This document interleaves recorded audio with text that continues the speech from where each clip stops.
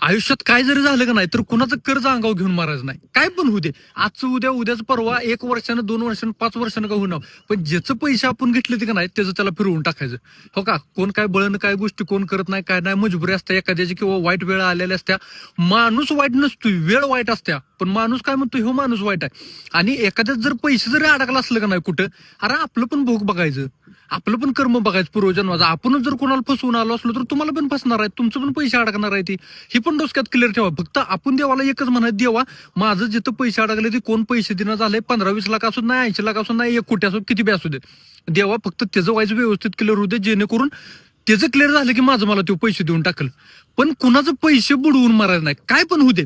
मी तरी महाराज 109 जणांची लिस्ट केली. मला पडत्या काळात ज्यानं मला मदत केलेली आहे का नाही, 100% त्यानं मध्यरात्री फोन करायचा, त्याच्यासाठी मी हजर. पण ज्यानं आपल्याला डावललं, ज्यानं आपल्या डुंगणावलात गाठल्या का नाही, त्याला सुट्टी द्यायची नाही मग.